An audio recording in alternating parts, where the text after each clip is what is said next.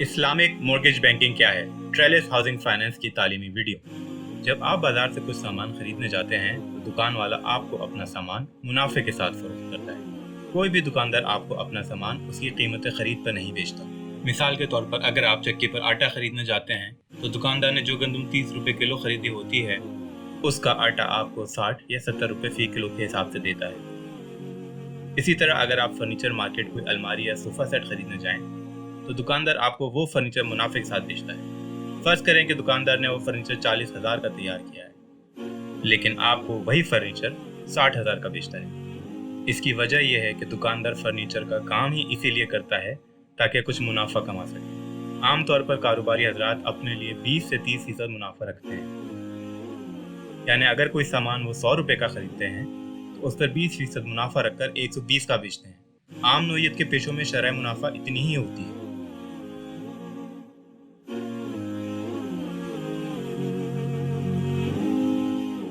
घरों की तामीर या खरीदो फरोख्त के लिए फाइनेंसिंग फराहम करने वाले इदारे भी दीगर शोबों की तरह मार्केट में मुनाफा कमाने के लिए ही आते हैं।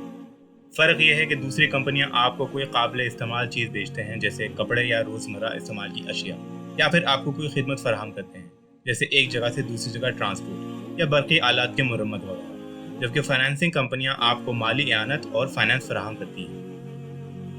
दूसरे कारोबारी अफराद आपसे अपनी मसनूआत पर उठने वाले अखराजात और मुनाफा दोनों वसूल करते हैं। इसी तरह हाउसिंग फाइनेंस कंपनियां आपसे जो रकम लेती हैं उसमें 3 चीज़ें शामिल होती हैं। नंबर 1, कारोबार चलाने के अखराजात। नंबर 2, सरमायाकार का मुनाफा। और नंबर 3, हाउसिंग फाइनेंस कंपनी का मुनाफा। आइए इन तीनों का जायजा लेते हैं। घर खरीदने के लिए फाइनेंसिंग फराहम करने वाली कंपनियां आपको तवील मुद्दत के लिए फाइनेंस देती हैं तो इस पर उनके भी अखराजात आते हैं।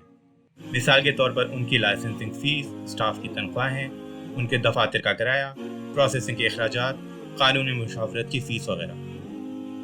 इन अखराजात के अलावा जितनी फाइनेंसिंग या हाउसिंग फाइनेंस कंपनियां आपको देती हैं उस पर उन्हें अपने सरमायाकार को मुनाफा भी देना होता है। घर खरीदने वाले से लिए जाने वाली तीसरी चीज़ खुद हाउसिंग कंपनी का मुनाफा होती है। कोई भी कारोबार मुनाफे के बगैर लंबे अरसे नहीं चल सकता। हाउसिंग फाइनेंस इंडस्ट्री का भी यही असूल है। अलबत्ता फ़र्क यह है कि हाउसिंग फाइनेंस कंपनीज का मुनाफा दीगर इंडस्ट्रीज से बहुत कम होता है। दीगर इंडस्ट्रीज में ग्राहक से 20 से 30% मुनाफा वसूल करना आम सी बात है, लेकिन हाउसिंग फाइनेंस इंडस्ट्री का मुनाफा बहुत कम यानी 2 से 3% सालाना होता है।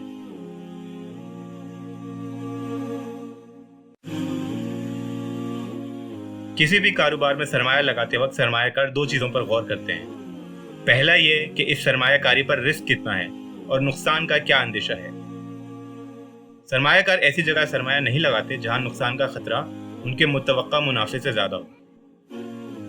दूसरा ये कि अगर यही सरमायाकारी किसी और कारोबार पर की जाए तो कितना मुनाफा मिलेगा। आमतौर पर इसको अपॉर्चुनिटी कॉस्ट या इन्वेस्टमेंट के मौके की लागत कहा जाता है। घरों के लिए फाइनेंस देना एक तवील मुद्दती सरमायाकारी होती है जो अक्सर 10 या 20 साल तक चलता है। इतने लंबे अरसे के लिए पैसा लगाते वक्त सरमायादार ये देखते हैं कि अगर यही पैसा पाकिस्तानी गवर्नमेंट बॉन्ड्स या किसी बैंक में रखवा दिया जाए तो उनको कितना मुनाफा मिलेगा। फर्ज करें पाकिस्तान में गवर्नमेंट रेट तकरीबन 12.25% चल रहा है। सरमायादारों को घरों में सरमायाकारी की तरगीब देने के लिए हाउसिंग फाइनेंस कंपनियों को कम से कम इतना शरह मुनाफा देना पड़ता है, वरना सरमायादार पाकिस्तानी गवर्नमेंट बॉन्ड्स खरीदने को तरजीह देंगे। इससे नुकसान ये होगा कि घरों के लिए फाइनेंसिंग फराहम करने वाली हाउसिंग कंपनीज के पास अपने खरीदारों को कर्जा देने के लिए वसाइल कम पड़ जाएंगे। यही वजह है कि हाउसिंग कंपनियां अपने सरमायादारों को मद्देनजर रखकर शरह मुनाफा तय करती हैं। अगर मुस्तकबिल में स्टेट बैंक अपना मार्कअप रेट कम कर दे तो घरों के लिए फाइनेंसिंग की लागत भी कम हो जाएगी।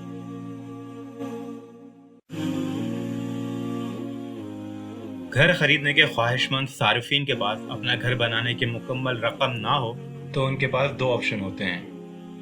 या तो वो किराए पर घर खरीद कर रह सकते हैं या फिर किसी हाउसिंग फाइनेंस कंपनी से फाइनेंस हासिल करके उसमें रह सकते हैं।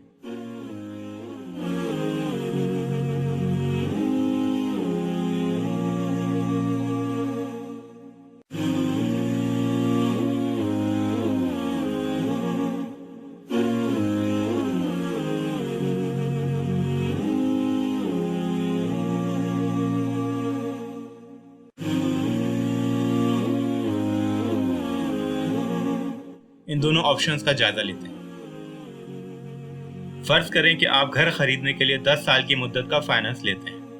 घर की कुल कीमत 50 लाख रुपए है। आप उस पर 20% नकद अदायगी खुद करते हैं और बकाया रकम यानी 40 लाख आपको हाउसिंग फाइनेंस कंपनी देती है। आपकी माहाना रकम 55,000 रुपये बनती है। आप 10 साल तक ये रकम अदा करते हैं और घर के कागजात आपको मिल जाते हैं।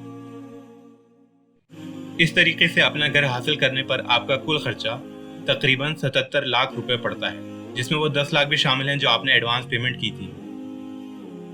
अब फर्ज करें कि अपना घर खरीदने की जगह आप किराए पर उसी तर्ज का मकान लेते हैं। आपका माहाना किराया निस्बतन कम पड़ता है, लेकिन मालिक मकान हर साल उसमें थोड़ा सा इजाफा करता जाता है। 10 साल में किराए की मद में आप तकरीबन 48 लाख रुपए खर्च करते हैं। बज़ाहिर यूं लगता है कि अपना घर खरीदने की बजाय किराए पर रहने पर आपके तकरीबन 30 लाख रुपए कम लगे, लेकिन दोनों तर्ज रिहाइश में एक बुनियादी फर्क है। किराए के घर में रहने पर 10 साल बाद आपकी मिल्कियत में कुछ नहीं होगा, जबकि अपना घर खरीदने की सूरत में 10 साल बाद आपके पास अपना घर होगा जिसकी मालियत कम से कम 50 लाख तो होगी। अगर पाकिस्तान में घरों की बढ़ती हुई कीमतों का जायजा लें तो इस बात की तवक्को है कि आपके घर की मालियत 1 से 2 करोड़ के दरमियान हो सकती है। इस हिसाब से देखा जाए तो अपना घर खरीदना ही ज्यादा बेहतर ऑप्शन है।